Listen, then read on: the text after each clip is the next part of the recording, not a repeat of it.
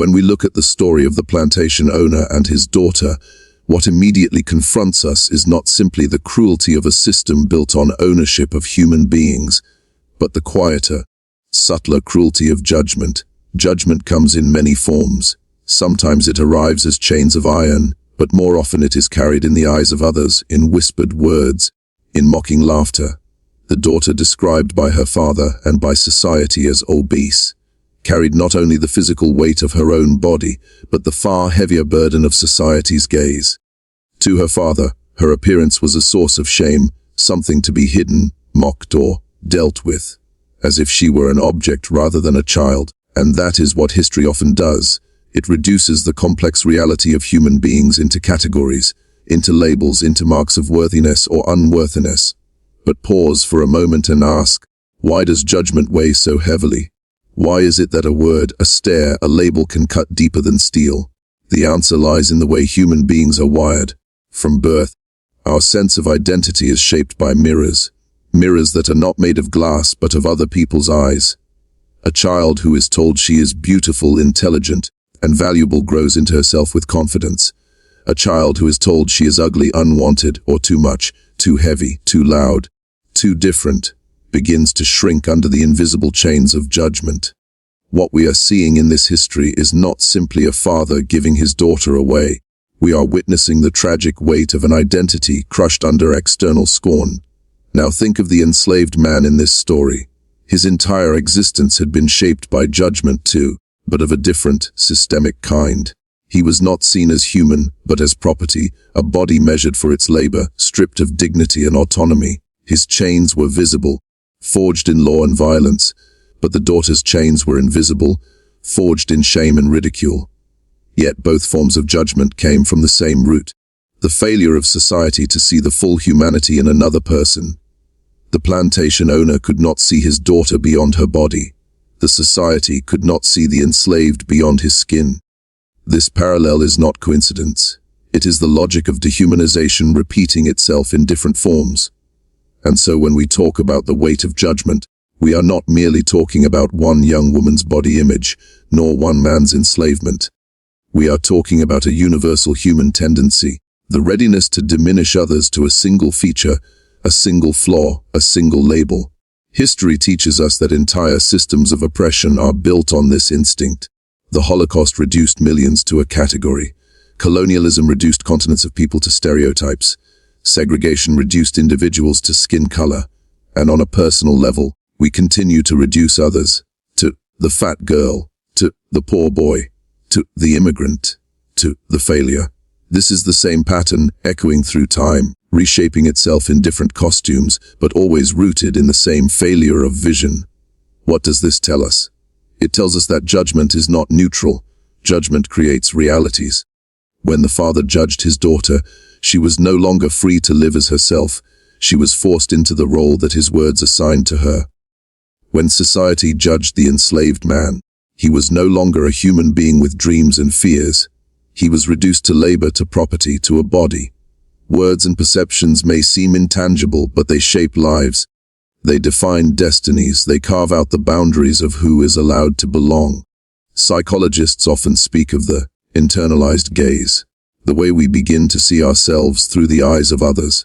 And history is full of examples of people who never escaped this gaze, whose sense of self was warped by ridicule or contempt. But here lies a paradox worth noticing. While judgment crushes, it can also awaken. Sometimes the very weight of society's scorn becomes the seed of resistance, the moment a person decides, I will not be who you say I am. For the enslaved, that resistance took the form of quiet dignity, small acts of defiance, the preservation of song, language, and culture. For those shamed for their bodies, their class, or their difference, it takes the form of reclaiming pride, demanding recognition, standing in spaces they were told they did not belong. And so the story of the daughter and the enslaved man is not only about oppression, but about the possibility of transformation. Because when two people who are both judged, one for her body, the other for his skin, meet, something profound can happen.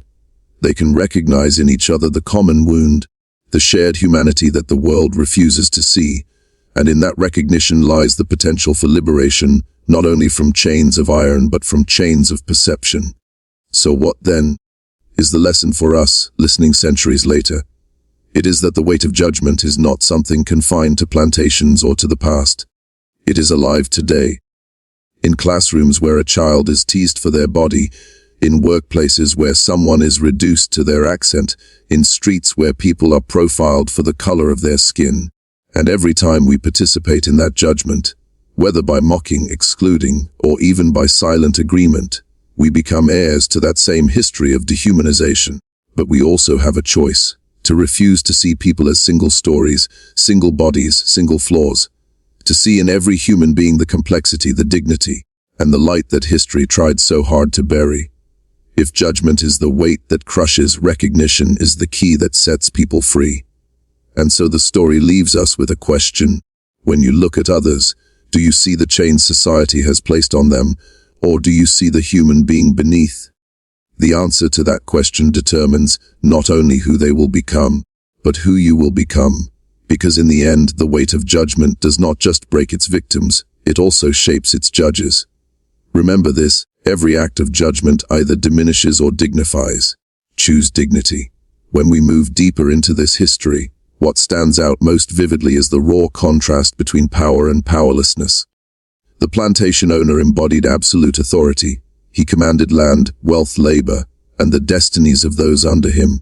He represented a world where hierarchy was everything, where those born into privilege assumed their superiority as natural law. Yet across from him stood the enslaved man, who had nothing in the eyes of society: no property, no autonomy, not even recognized humanity. His very existence was defined by powerlessness, by the crushing reality that every choice was dictated by another. But power is never as straightforward as it appears. On the surface, the owner seemed untouchable, his word the law of the plantation. He could strip dignity from his daughter. He could trade away the freedom of men and women, and he could impose silence upon those who disagreed. Yet even the most absolute power carries with it an unseen fragility. It depends entirely on the compliance of others, on the structures of belief that uphold it. History shows us again and again that the moment people stop believing in the invincibility of power, its foundations begin to tremble. That is why systems built on oppression always work tirelessly to preserve fear, because fear is the glue that holds fragile power together. Now think of the enslaved man. He appeared powerless. He could not choose where to go, when to speak, or even who to love. Yet beneath the surface, he carried a kind of power that no chains could steal: the power of endurance, the power of memory, the power of humanity that refused to vanish even when reduced to property. His songs, his prayers, his small acts of defiance, these were seeds of power planted in the soil of suffering. And if we look closely at history, we find that these hidden forms of strength often outlasted the empires that sought to crush them. Rome fell, but the voices of its slaves echo through philosophy and faith. Colonies collapsed, but the cultures once enslaved rose with renewed force. Powerlessness, it seems, is rarely as empty as it appears. The story of the daughter being given to the enslaved man is not simply about cruelty. It is a display of how power seeks to humiliate not only the oppressed but also those closest to the oppressor. By reducing his daughter to an object, the plantation owner showed the dark side of unchecked power. It devours even its own. It does not nurture, it does not protect, it diminishes and corrupts. The enslaved man, in turn, became both the victim of that system and, paradoxically, the mirror that revealed its rot. Because in forcing such an act, the owner revealed that his own authority was not rooted in strength but in fear, in insecurity, in a desperate need to assert control. True power never needs to humiliate, only fragile power does. Philosophers remind us that power has two faces: domination and creation. Domination is when power is used to control, silence, or destroy. Creation is when power is used to build, to uplift, to bring life. The plantation represented domination, power that survives by breaking others. But history teaches us that domination is always short-lived because it breeds resentment, rebellion, and collapse. Creation, on the other hand, endures.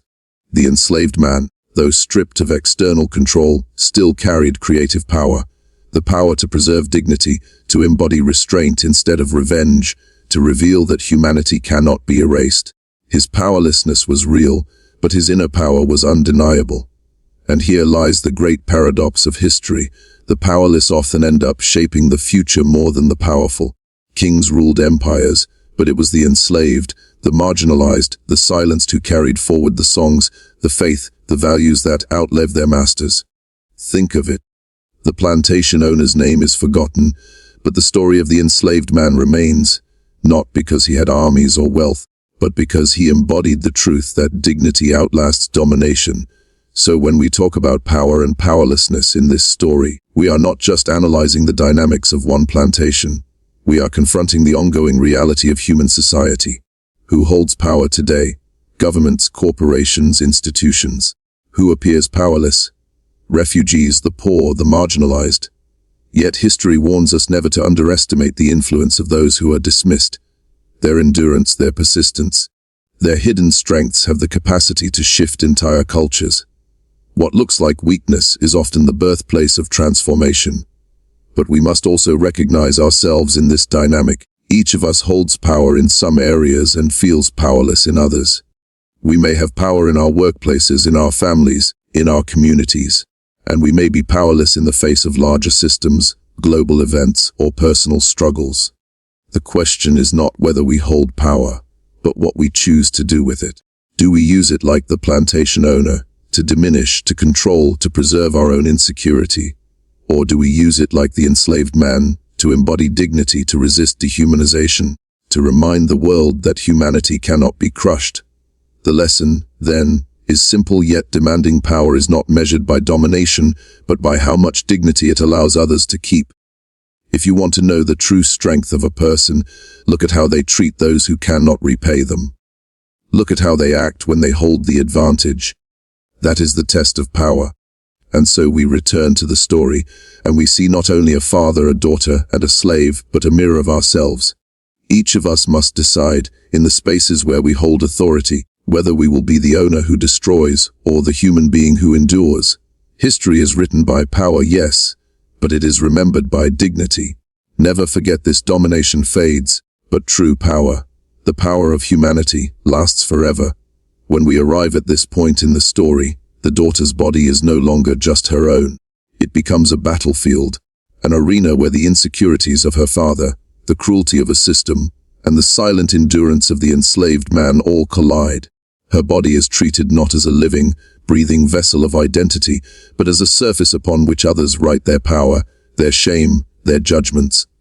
And this is not unique to her. History is filled with examples where the body is turned into territory, a space to be controlled, marked, reshaped, or humiliated to reinforce hierarchies of power.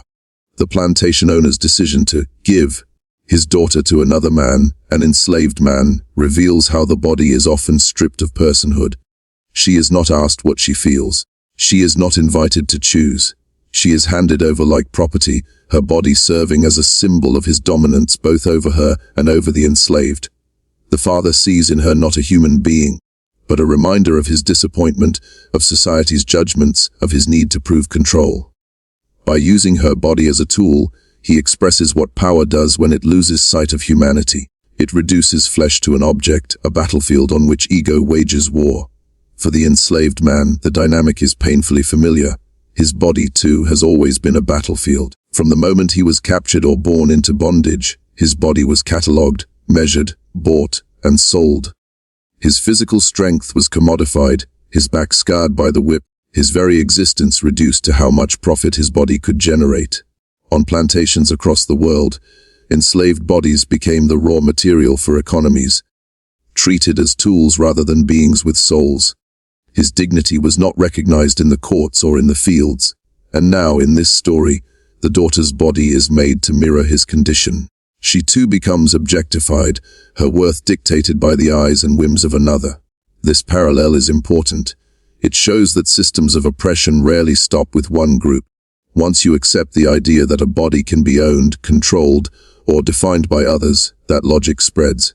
Women, the poor, the disabled, the different, all have, at some point, been subjected to the same treatment. The battlefield of the body is not confined to slavery or to one plantation. It is a recurring theme in human history. Wars are fought over land, yes, But they are also fought on bodies. Bodies forced into conformity, bodies erased of difference, bodies used as tools of humiliation. Why the body? Because the body is the most visible, undeniable expression of self. It is the place where identity meets the world. To control the body is to attempt control of the person. Philosophers from Foucault to Fanon have reminded us that power inscribes itself on the body through discipline, through punishment, through beauty standards, through every rule that dictates how we should look, move, or exist. And the scars of those inscriptions last longer than we imagine. Think of it, the daughter's body was mocked, labeled, diminished by her father. Perhaps she internalized those words until she could no longer see herself apart from them. The enslaved man's body was beaten, branded, controlled by law. Perhaps he too felt reduced to the sum of his scars. And yet, within those very same bodies, there was still a seed of resistance. For even when power treats the body as a battlefield, the soul within it can refuse to surrender. History gives us countless examples of this resistance. Enslaved people who sang songs while working fields, turning their bodies' labor into rhythms of hope. Women who were silenced by patriarchy but found ways to write, to speak, to nurture communities in defiance of control. Individuals who bore visible scars but wore them as symbols of survival rather than shame. The body, though used as a battlefield, can also become a monument. A scar is not only evidence of pain, it is evidence of survival. A body deemed unworthy by society can become the very site where dignity declares itself unbroken. This is why we must treat the metaphor seriously. The body is not neutral. Every society writes its story upon the flesh of its people. When we celebrate certain appearances and condemn others, when we commodify some bodies and discard others, we participate in this ongoing battle. And each of us has to decide, will we add to the violence, or will we begin to see bodies, our own and others, as sacred ground, never to be diminished, never to be used as tools of someone else's power? The story of the plantation owner, his daughter, and the enslaved man is shocking because it lays bare this truth. Power, when unchecked, desecrates the body. It strips it of dignity, turns it into property, forces it into roles it never chose. But just as clearly, the story reveals another truth: bodies, even when reduced to battlefields, carry within them a defiant humanity. You cannot legislate away the spirit. You cannot own the soul. And you cannot erase the truth that every body, no matter how judged, no matter how controlled, belongs first to itself. So the question this leaves us with is deeply personal. What do we do with bodies, our own and those of others? Do we allow the old patterns of shame, objectification, and domination to continue? Or do we begin to act differently, to honor, to protect, to see with dignity rather than judgment? Because the body is not just a battlefield. It is also a temple, a history, a story of survival. And the way we treat it, our own and others, is ultimately the way we choose to write history. Remember this: when we strip dignity from the body, we participate in oppression. But when we honor it, we participate in liberation. Choose liberation. When we look at the daughter and the enslaved man together, beyond the judgment that weighed on her and beyond the control that defined him, what emerges most strikingly is the possibility of hidden humanity. Humanity that refuses to be erased even when buried under ridicule or chained under law. Humanity that persists quietly, like an ember smoldering beneath ashes, waiting for the smallest breath of recognition to ignite into flame. The plantation owner could not see it. His gaze was trained only on categories: his daughter as an embarrassment, the enslaved man as property. He lived in a world where humanity was divided, measured and ranked, where dignity was not given freely, but reserved for the few deemed worthy. And that is how power blinds itself. It becomes so obsessed with control and appearances that it loses the ability to perceive the person standing right in front of it. But history teaches us that even when humanity is denied by the powerful, it is never destroyed. It waits in silence, hidden, until the moment comes when it reveals itself in unexpected ways. Consider the enslaved man. He had no recognized rights, no voice in the laws that governed him, no control over his body's labor, and yet in him lived the same capacity for thought, for love, for compassion, for restraint, as in any so-called free man. This is the hidden humanity of the oppressed. It exists not because systems grant it, but because it is inherent. And often, it reveals itself most powerfully when the world least expects it. Perhaps what left them shocked in this story was not brutality, but the absence of it. Perhaps they expected vengeance, violation, or humiliation, and instead witnessed restraint, gentleness, or dignity. That reversal is precisely what hidden humanity does. It unsettles the narratives of power by showing a strength that cannot be measured in domination. And think of the daughter. Her humanity, too, was obscured by judgment. She was reduced to her body, her weight, her father's disappointment. She may have lived her life believing herself unworthy, carrying shame not of her own making. Yet in her vulnerability, in her forced encounter with someone who was also dehumanized, there was the possibility of recognition. For once, perhaps, she saw herself not as her father's reflection, but as another human being's equal, someone who understood what it meant to be mocked, to be owned, to be silenced. Sometimes it is in the meeting of two marginalized lives that humanity shines clearest, because each recognizes in the other what society refuses to acknowledge. Psychologists often speak about mirroring, the way we come to know ourselves through the gaze of others. When you are seen with contempt, you learn contempt for yourself. When you are seen with dignity, you begin to believe in your dignity. For the enslaved man and the daughter, this moment of encounter could have served as such a mirror. Even if only for a fleeting instant, each might have glimpsed themselves in the other's eyes and discovered something radical, that they were not defined by the chains placed upon them, nor by the labels pressed onto their skin, but by the simple fact of their shared humanity. History is filled with moments like this, moments where hidden humanity breaks through. Soldiers on opposite sides of war sharing a cigarette in the trenches. Prisoners singing songs that guards could not silence. Children befriending one another across lines of segregation. In these moments, the human spirit rises above the categories imposed on it and whispers, "I am still here." And while these moments may not end systems overnight, they plant seeds of transformation. They remind both oppressors and oppressed that the story is not yet finished, that dignity has not been defeated. What does this mean for us, listening today? It means that hidden humanity is all around us, waiting to be recognized.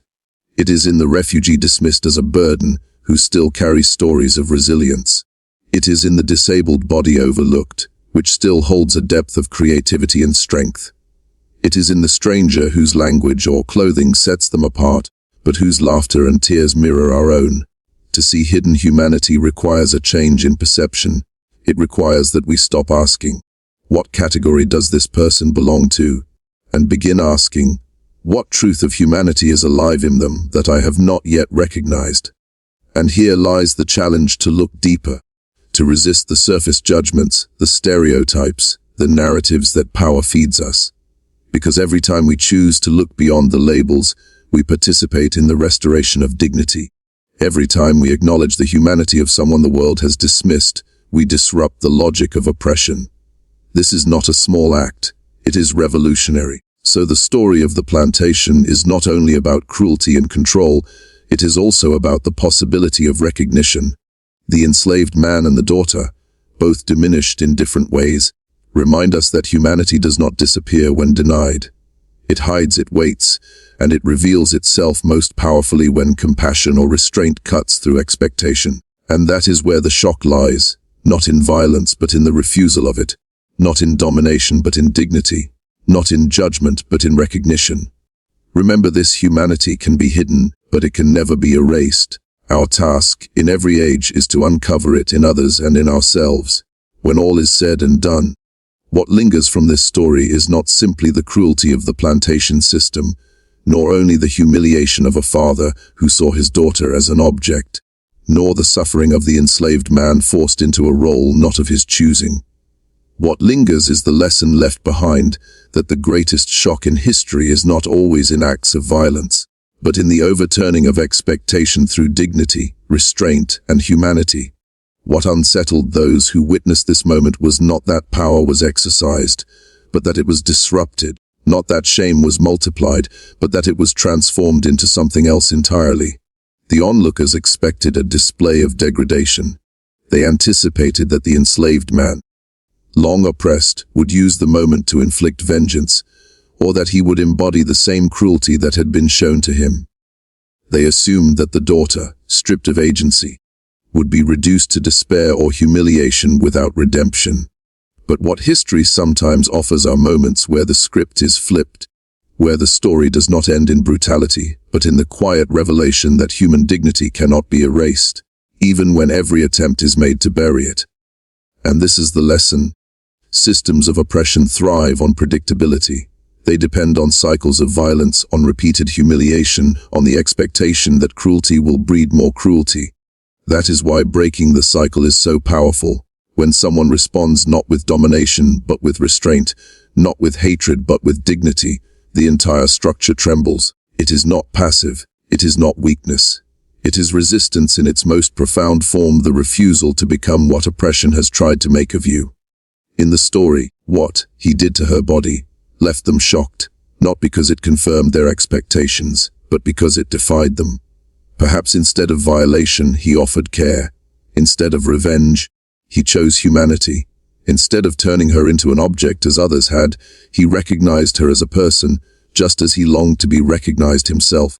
That is the radical power of humanity in the face of dehumanization. It exposes the emptiness of systems built on cruelty. It forces those who watch to confront the fact that dignity is not something you can strip away, trade, or control. It belongs inherently to every person. And isn't this what history demands we remember? That every act of recognition, every refusal to play into the scripts of hatred, is a seed of transformation. The plantation system eventually collapsed, but not because of one dramatic act of power. It collapsed because enslaved people, generation after generation, preserved their humanity, their culture, their resilience until the weight of that truth could no longer be denied. The lesson left behind is that dignity endures longer than domination. Humanity whispers louder than fear. And though the structures of oppression may seem invincible, they crumble in the face of persistent recognition of what is true. But the lesson does not belong only to the past. It belongs to us. Because we, too, live in a world that thrives on judgment, on power imbalances, on the reduction of bodies to categories. We, too, are tempted to accept the scripts handed to us, that violence answers violence, that shame destroys worth, that some lives matter more than others. And yet, we also hold within us the capacity to overturn those scripts. Each encounter we have with another human being is a moment of choice. Do we reinforce the patterns of judgment and control, or do we reveal the hidden humanity that power tries to erase? It may seem small, a word spoken in kindness where cruelty is expected, a refusal to mock someone for what society deems shameful, a decision to recognize the dignity of someone whose life has been reduced to a stereotype. But these small acts carry the same disruptive power as the enslaved man's restraint in the story. They are not simply gestures, they are revolutions in miniature, each one a challenge to the narrative that domination always wins. And so the plantation becomes more than a historical setting. It becomes a mirror. It asks us, what will you do with the power you hold, however great or small? What will you do when faced with someone society has already judged? Will you reduce them to their body, their status, their label, or will you see them as more, as fully human, as equal in dignity, as worthy of recognition? That is the question the story presses into our hands, because history is not just what happened then, it is what we carry forward now. The daughter's body was used as a symbol of shame. The enslaved man's body was used as a tool of labor. But the lesson left behind is that both carried within them a humanity that no system could fully erase. And when that humanity revealed itself, it left everyone watching unsettled, because it showed them a glimpse of truth. They could not unsee that domination is an illusion, and that the only lasting power is dignity. So the challenge is clear. Do not wait for history to prove it again. Do not wait for systems to crumble on their own. Begin now in the spaces you inhabit, with the choices you make. Choose to see, to recognize, to dignify. Choose to live in a way that shocks not by cruelty, but by compassion. Because in the end, the most enduring lesson of this story is simple: cruelty fades, but dignity endures. What you do with another's humanity will be remembered long after everything else is forgotten. Remember, this history does not only record power, It records how we treat one another. Let it be said of us that we chose recognition over judgment, dignity over domination, and humanity over cruelty. That is the lesson worth leaving behind.